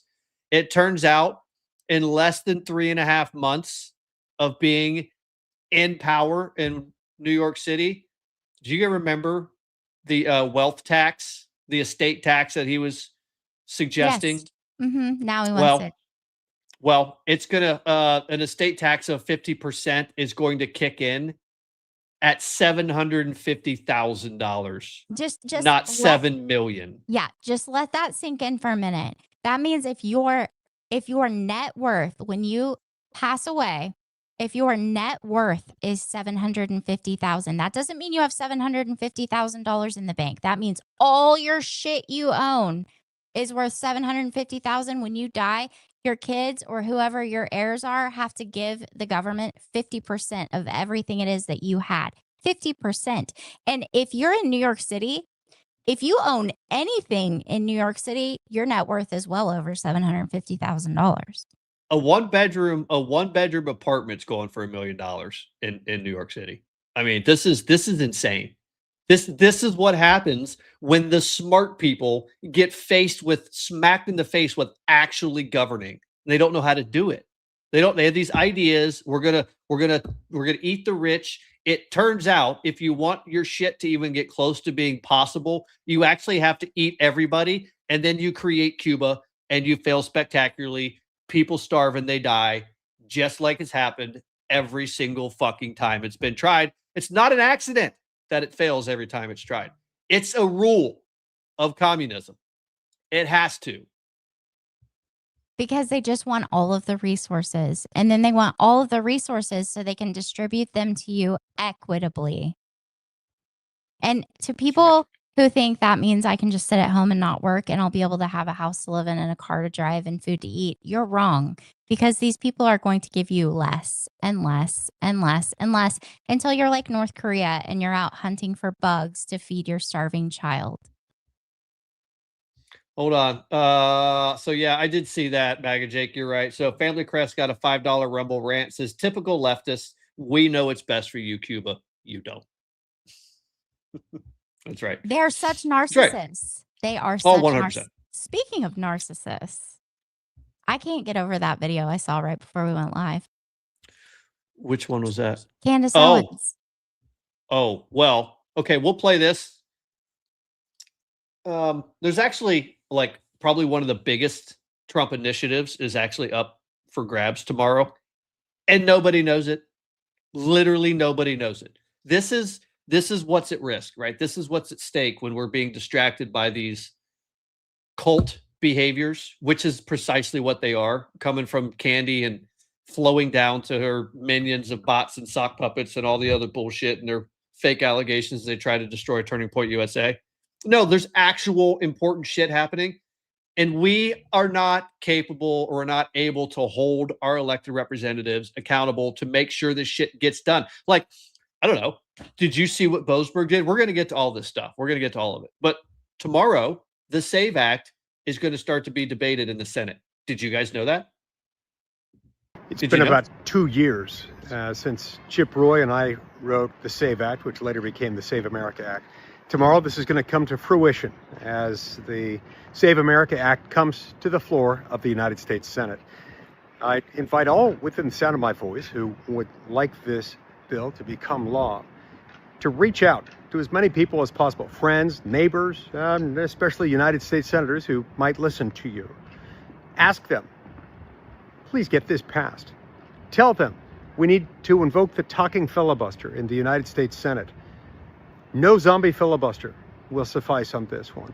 We've got to turn to this bill, we've got to debate it, and we've got to stay on the bill until it becomes law. There can be no surrender, there can be no ifs, ands, or buts, there can be no cheap imitations here. The Republic is on the line. Let's get this done. So I'm tasking each and every single one of you. Yes. I'm tasking each and every one of you. Ignore any of the distraction bullshit that you're going to see. Just fucking ignore it. Block them, mute them, turn them off, because I can guarantee you are going to see an endless stream of total nonsense hoax distractions that are going to come out tomorrow. So you're incapable of putting pressure on your senators to force them to at least implement the talking filibuster, to force Democrats to stand up there and talk about why they oppose for as long as it takes until we get to 60 votes. Well, here's the thing. Just like he said, the Republic is on the line. But aside from that, holding your elected officials accountable is on the line. The reason they have to debate these bills is because those people, we pay their salary. They work for us, and they're supposed to be representing us. And as their constituents, we should know why it is that they're not supporting things we want them to support, or why it is they're supporting things that we do not want them to support. Those Democrats should have to stand up there for as many hours as possible and take turns telling people why it is that they don't want our elections to be secure. Someone can migrate from South America and go through 9 countries to cross the border illegally into the United States, and those people would have to show a voter ID to vote in every single country that they go through to get to the United States. This is common sense. Yeah. And the thing that they say doesn't happen continues to keep happening. We keep finding illegals that have voted in our elections. Now, admittedly, it's not by the millions, because we're not able, in most cases, to actually see what's going on behind the covers. Who's in the poll books, who's in the voter rolls, all of those fucking things, right? So this has got to get done. I'm telling, please, tomorrow, just mute them. In fact, just mute them for good. It's hard for me to do it because I see the conversations around the edges of them, and it's like, this came from someone that you've muted. I'm like, well, fuck, now I gotta go look at it because someone's calling me a dirty Jew for some reason. I don't know why. I'm not Jewish. Not that I would care. But. And these people think that it bothers us. I joke around all the time. Like, before this whole being a Jew thing became a slur and offensive, or supposed to be offensive, whatever, I joke around all the time about this certain Bible that I've been wanting to get and I haven't gotten, because I feel like we don't hold all the Christian traditions that we should be holding. And so I joke around at saying that sometimes I feel like I'm a Jew for Jesus. And people take that now and they're like, oh, you've said this before. And they're like, you're Jewish. Like, what? These people are actually insane. Also, I don't know if you've noticed, but people that support Donald Trump are not offended by anything. You can't say anything to hurt my feelings. Like, you can say in fact, absolutely nothing to hurt my feelings. I'll laugh. And then I will probably say something really not nice back, and you'll probably get your feelings hurt. And I will sleep just fine. Hey, you want to open the show up for questions? We like doing that. Yeah, we can do that. And we have that one funny video of Candace. I don't know what else is in there, but I think we still have more stuff. But yeah, for sure, we can do questions now. Let's get your questions in there, folks. SK and I we actually enjoy doing that. But good question for Amazing Torah. Since John Thune is the majority leader, shouldn't he be held accountable by every Republican nationwide? Yeah, I mean, you should be calling his office. He is the majority leader, and call, right? Because as SK mentioned last week, it actually matters, but it does matter more if you're a constituent. But if you're calling him as the Senate majority leader, You need to put the pressure on these people. Be courteous, be polite. Folks, the kids that are answering the phone are generally college interns. My oldest at Ole Miss, 2 of his best friends literally went over the summer to go be an intern for Bernie Moreno. Okay. They both, one from Ohio and one from California, they both went. They were interns over the summer for 6-week program for both of them. Mostly all they did was answer the phone from constituents. Mostly. That's almost all they did. And they're like, 21-year-old kids. Be polite, be courteous, but the calls matter. They absolutely do matter. Especially when they're real people. If they figure out they're bots, they're automated in any way, they can tell, and then they will say, listen, this is a fake campaign, right? They can tell. They know that. Thanks for the super sticker there, Lovable Dash. Yeah, so SK wants to play this, and then I want you to rant on this for a second, SK, because I know you've got some thoughts. Are you ready? Yes. War in Iran, people who are asking questions about Charlie Kirk. Nothing we've said makes any sense. And this hypnosis of us having people repeat that it was Tyler Robinson, it doesn't seem to be working. So we're just going to go start another war for BB and just murder another generation of Goyim. I say no, Goyim, mark yourselves safe. Okay. Yeah, I mean, what do you think? Shut up. I don't know if you guys got what she was saying there, but what she's saying is that Donald Trump started this war with Iran because the Trump administration's lie to the people that Tyler Robinson killed Charlie Kirk isn't working anymore. And because Candace Owens has been calling it out, Donald Trump started a whole ass war because of Candace Owens. Do we need to play that again? We need to play it again. There's folks that are asking. Yes. So, folks, listen to the beginning of what she's saying. All right. So, to reiterate what SK just said, she is claiming that President Trump started this war with Iran because he thought that that nobody was believing that Tyler Robinson is who murdered Charlie Kirk. Folks, there's a fucking trial getting ready to start where, like, DNA and ballistics, they're not going to go to trial if they don't have this stuff. But anyway, let's listen to her again. Or in Iran, people who are asking questions about Charlie Kirk. Nothing we've said makes any sense. And this hypnosis of us having people repeat that it was Tyler Robinson, it doesn't seem. This hypnosis of having people repeat. But notice, she talks a lot about psychology. She talks a lot about psyops. She talks a lot about all of these things, which is kind of crazy considering her Captain Save-A-Ho Mappin is all over the internet all the time, posting about how great she is and how right she is and how smart she is. And I mean, is this not like the highest level of projection you've seen? I mean, these people literally specialize in psyops, not Candace Owens, but like Mappin and all those things. Just like I was trying to talk about Aaron Banks in his book. In Aaron Banks' book, not only did he describe Mappin as a total Fruit Loop, he said that Mappin told him he's trying to launch a super-powered brain control system that requires delivery facilities in 50 languages in every major city. And the parent company to Cambridge Analytica literally does psyops and works with militaries and all sorts of things. And I would love to know from somebody that's in psychology or studies psychology, what level of narcissism it takes for you to think that the president of the United States of America started a whole ass war with Iran because of your coverage of Charlie Kirk's assassination. Wait, the questionable gardener is in our comments, and questionable gardener. We had one of your posts teed up. It seems like it's a perfect time to do it because we actually had this teed up.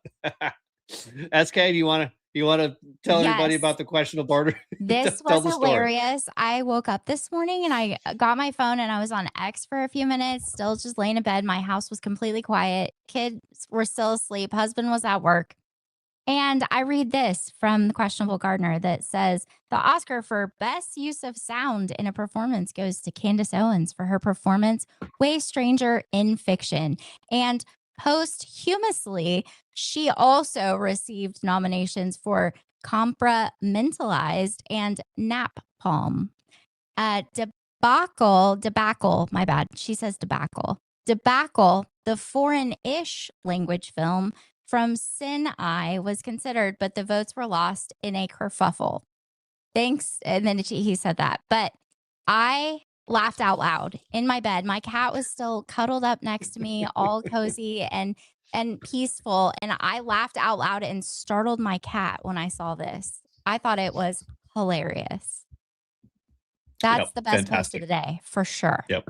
That was a nod to the useless Oscars that nobody last night. watches anymore. But Nobody hey, cares. Waffles Bacon, you're right. Trump did say in 1988 that he would take Carg Island. He absolutely did. Because why wouldn't you? And he's never changed. You can go back. He's never wavered. No, you can go back and listen to everything Donald Trump has said about the country and politics. He hasn't changed at all. Trump is he's not being dragged around by Israel, folks.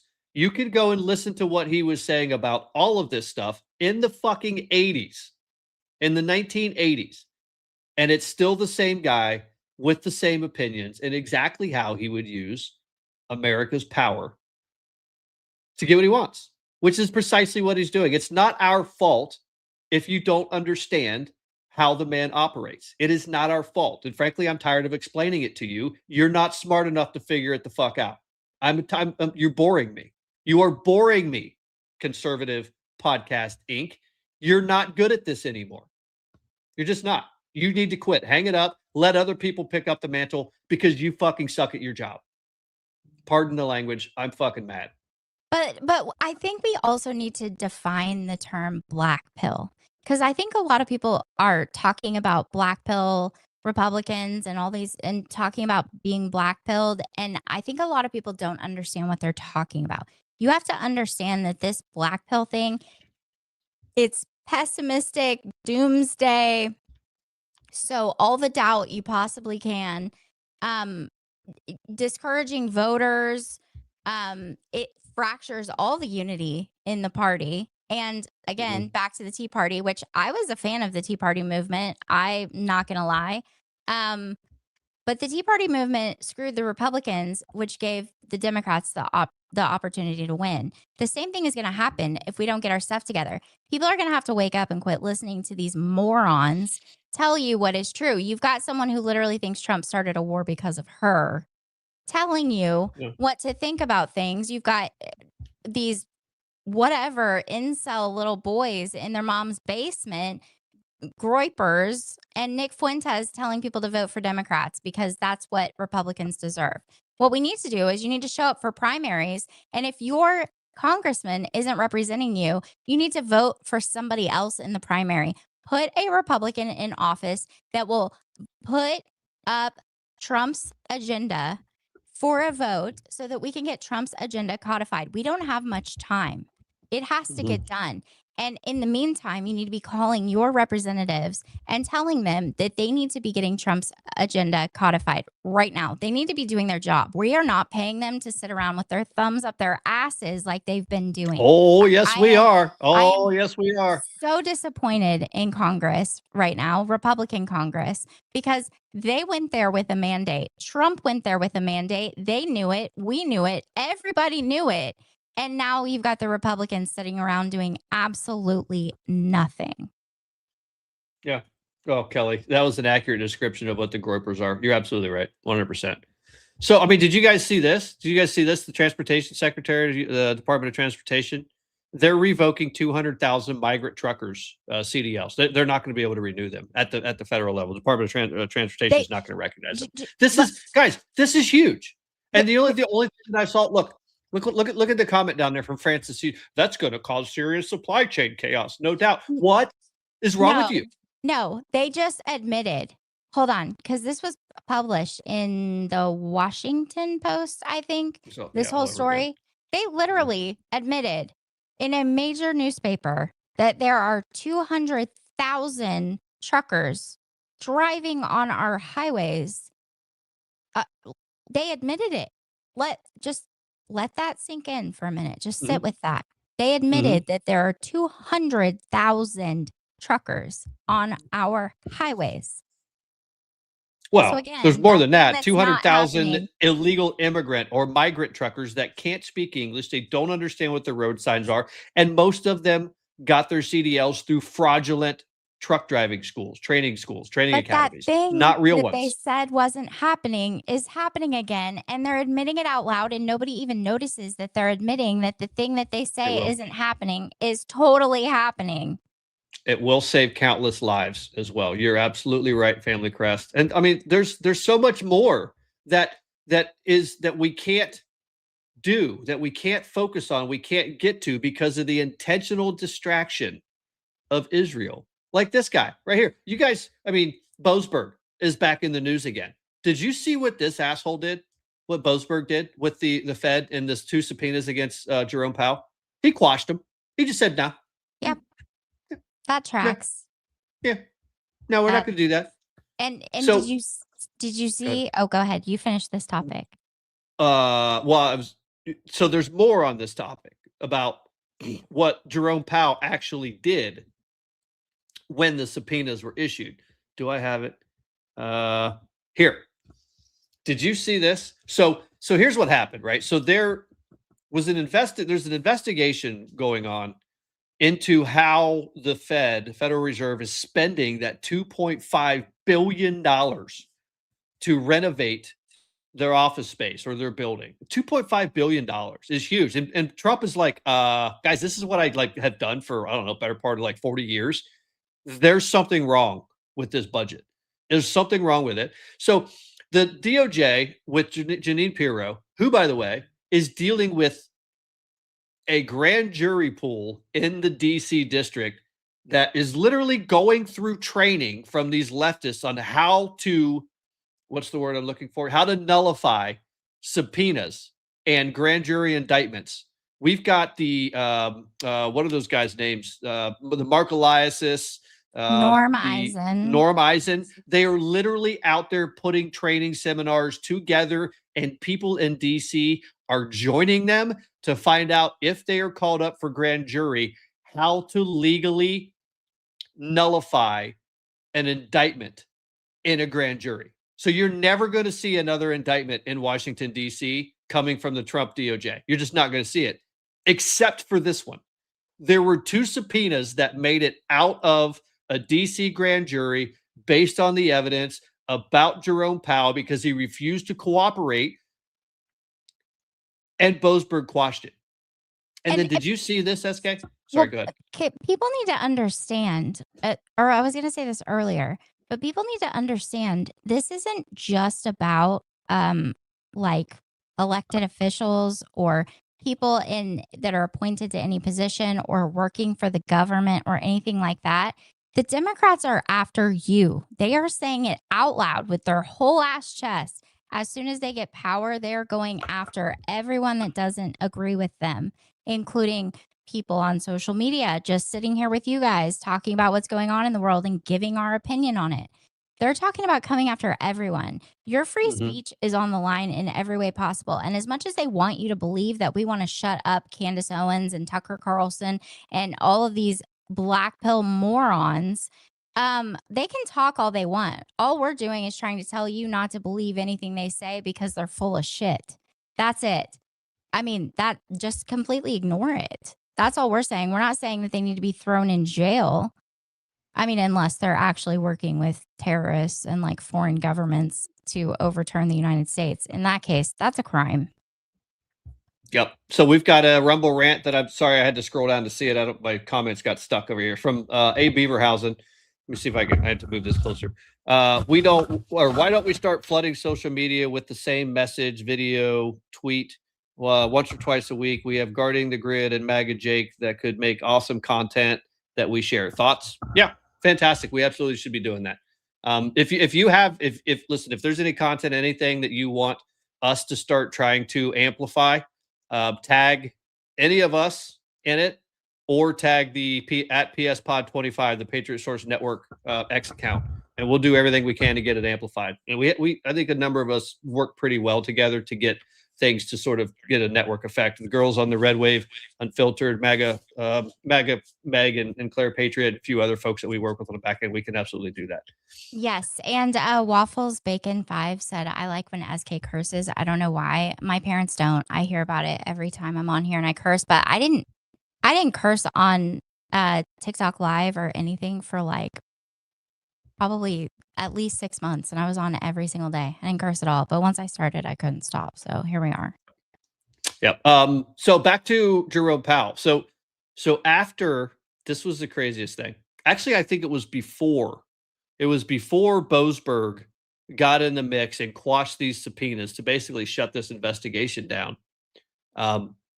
Jerome Powell and his white collar, super expensive lawyers, who, by the way, do you remember H-U-R, her? I don't remember what his first name was. The guy who basically said Biden was just Robert Hur. Robert Hur is now in the private sector representing Jerome Powell in this case against the DOJ.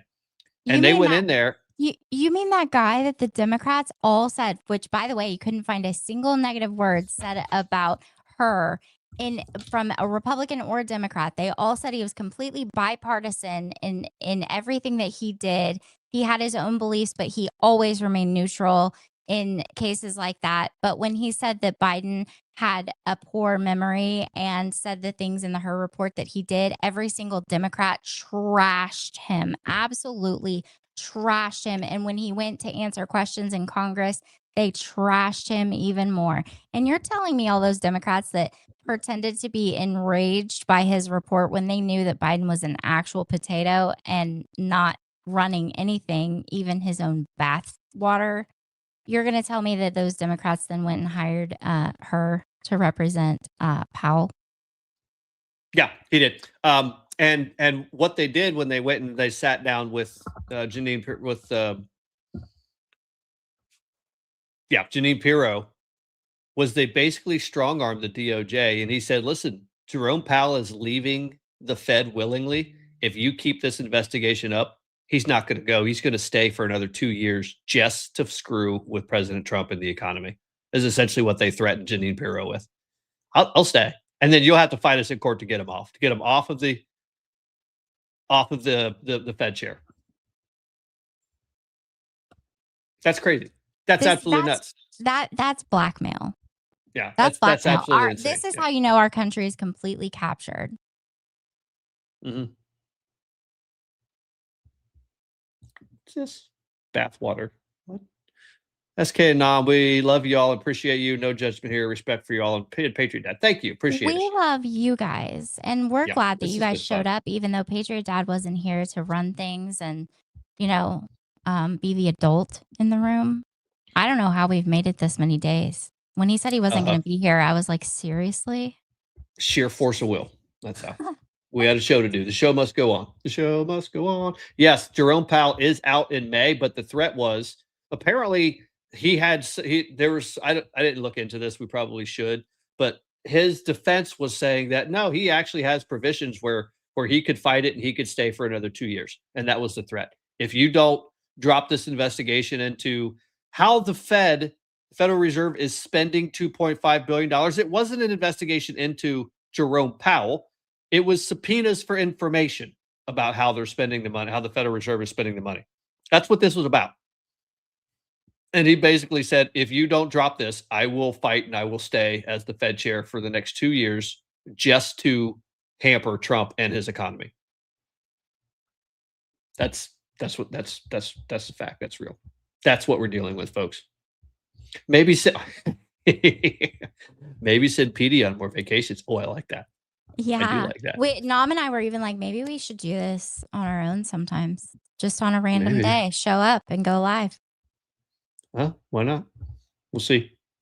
79. I mean, we're either our numbers are going up, I think, organically, or the Nom and SK show is actually more fun. That's what Mrs. Nom says. Mrs. Nom's like, PatriotDad's kind of boring. He's not funny. In fact, he's ugly. He's a lot uglier. He's a lot uglier. You guys, Patriot does a lot of work for this podcast, and PatriotDad is the one that makes it flow, and he does a lot. And you might not notice it till he's not here, and then we're trying to do everything, and SK's life's a hot mess and not getting it done. So then it's all on Nom, and I just show up, and I'm like, yeah, I have no idea what's going on. Here we are. Mm-hmm. It's worked out okay, though. Mm-hmm. Mm-hmm. Revenge representation, Debunked. Yep, exactly right. We're almost 10,000 subscribers. How close are we? I think we're pretty close. Are we really? I haven't Yeah, looked yeah, since on like YouTube. 7,000. Are you serious? Oh yeah, we're like we're well over 9,000. We made like 9,700. Let me go look actually and see Wow. where we're at. Yeah, we're doing really well in subscribers. Let's go on YouTube. Come on, give me my channel. Oh, why is my no 9.16? So about 9,200, almost 9,200 subscribers. Let's get it to 10, guys. Share this out. Share the page. Share all the things. If we get to 10, that's huge. I don't think a lot of folks know this, but YouTube channels, I think if you get over 1,000 subscribers in a YouTube channel, you're in like the top 5% of YouTube channels. If I'm not, Yeah, I think there's SK, you not. said that. Yeah, I looked it up that day when we had 1,000 because on TikTok you get followers a whole lot faster, so it grows a lot Mhm. faster. And I know Patriot Dad has had tons of followers on multiple different accounts, hundreds of thousands, and it was kind of going slow, I think, for him. So I like looked it up because I was like, I think 1,000 followers on YouTube's kind of a big deal. I looked it up and it is. There's not that many accounts that have 1,000 followers. That's a big deal, but 10,000, that's huge. Yeah. We could put out a big conspiracy and double them numbers like Tucker. No. Well, we prefer to just do like actual facts with investigations, which, by the way, are we able to start talking about that dossier that you have, that very large one that I don't know. I don't know yet because it looks as though someone else is starting to put some stuff out, and I'm curious to see what they put out. Because I mean, everybody in here pretty much already knows most of what we found. You know, I mean, we've talked about it several times, even with Lisa back in January, I think. We've done it a lot. We've talked a lot about Candace and the UK ties, her husband's dad. I How just do don't you think we've brought in all of the Epstein stuff. how do you so A Beaverhausen asked, how do you what do you mean by subscribe? Do you mean become a monthly member, or you talk about just following? Oh, yes. You- YouTube's free to subscribe. Somebody put that in the comments. I know it's Oh, yeah. confusing because saying subscribe, you don't have to pay anything. You just have to hit that subscribe button. That means that you follow it and turn on the notifications. So when we go live, you guys get a notification and then you won't miss one. Oh yeah, 100%. Yeah, following is free, guys. You can do it on Rumble, you can do it on YouTube, you can do it on X, all of them. I mean, it doesn't cost you anything. Go to all three of them and follow. I mean, you obviously you can only watch us on one, but at a time, but that's okay. So how do you actually follow someone? Yeah, I think you just kind of click on the thing and you click a little Mimi likey said, I button. think the CIA has PD. You think the CIA got a hold of Patriot Dad? Is that what's happening? No, I think, you guys, if you weren't here at the beginning of the show, I think later this week we're going to get to see Patriot Dad and Nom in the same room at the same time on the podcast. you are. We are. I'm trying to figure out how we're going to do this in my office podcast studio, which is just a bedroom in our house that I've got my desk and my office and all that stuff set up in. I've got an idea. I've got to move some things around, but he is going to probably be sitting right there tomorrow. I'm going to push this camera back, give it a little wider view. My big concern is how are we going to make multiple microphones work in the same room? I don't know because we don't have a soundboard or anything. So we'll have to see. We'll see what we're going to do. But yeah, he's going to be here tomorrow. I think that his family gets in town around 6 or 7 tomorrow evening. You guys might just have to pass the microphone back and forth.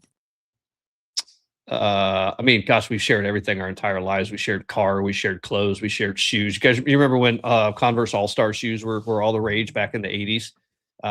Yeah, we had one pair. Yeah, we had one pair of those we had to share. We had to share skids, we had to share Guess jeans, we had to share our rayon dress shirts, all that stuff. We had to share all of it. That's correct. Speaking of the 80s, I did not know that Kayleigh McEnany was born in 1988. I don't know why I thought she was older than that, but I was like, wow, I did not realize she was younger than me by that much. On the flip side, did you know, I was blown away. Pam Bondi is like in her 60s. She looks amazing. During her confirmation hearing, that's all I could talk about. I was live on TikTok during her confirmation hearing, and everybody would be asking me a question, and it'd be time for me to like speak or debate or whatever. And I would be like, dude, she's 60? There's no way she's 60. Yeah. But, being able to pay for facials and Botox and all that stuff, it pays off. What else we got? Anybody else in the comments watching on both YouTube? Yeah, you could watch on both. Just stream, turn the volume down on one, let it play. I mean, absolutely. We do appreciate it. Baddest shoe company used to make the Converse shoes by my hometown. I did not know that. That is fantastic. Good to know. Pam Bondi is smoking hot for 60s. Agreed. She absolutely Dude, is. 100%. I can't believe that she's 60. Mm-hmm. All right, is that about it? Yes, Well, the everybody make questions, sure thoughts? you follow Questionable Gardener and MAGA Jake and MAGA Larry or Larry MAGA. I always call him MAGA Larry, but Larry MAGA, yeah. MAGA Jake and Guarding the Grid. Make sure you follow everyone in the comments. This is our Patriot Source family. You guys are our family. We like having you guys here. And I like getting on before the streams. I clicked and I'm like, oh my gosh, there's like 10 people in here. And I always mean to say hi to you guys. And then I get distracted with Nom and Patriot Dad planning the show and trying to get everything together. But I can't believe you guys get here so early. And I love that you guys all talk to each other and check on each other. I love it. I hope you guys are all following each other. Oh, anything coming to the show? MAGA Jake.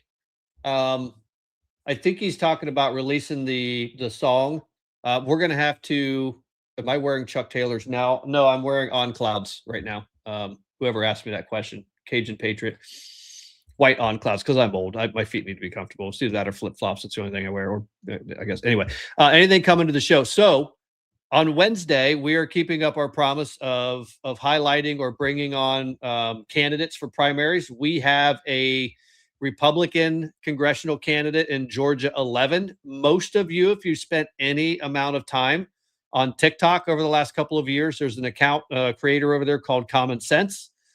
Common Sense has now flipped his entire platform. He has decided he's going to run for Congress in Georgia 11.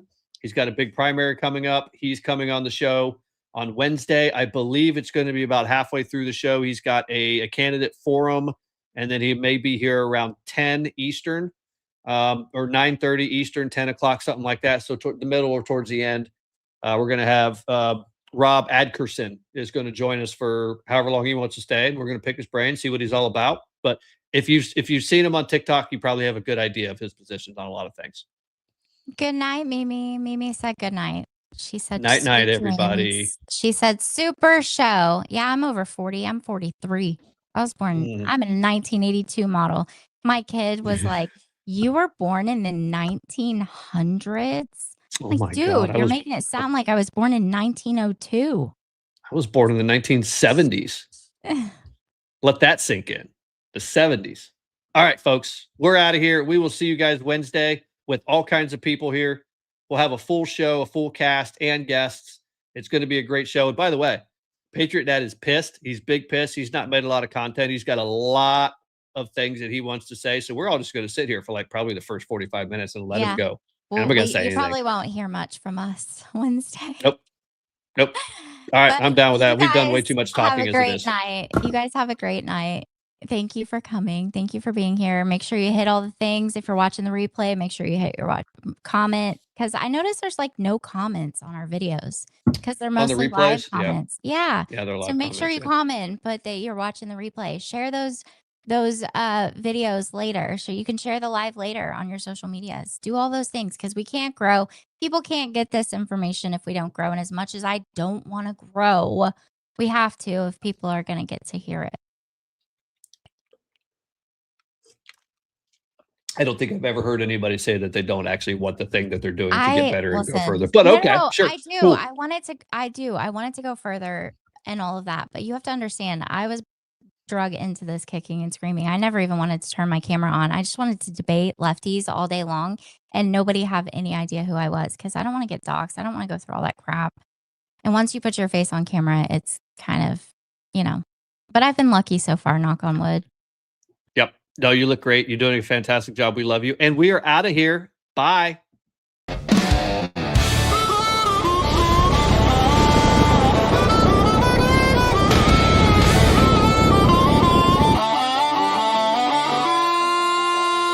In the shadows of the Capitol, they're scheming in the night.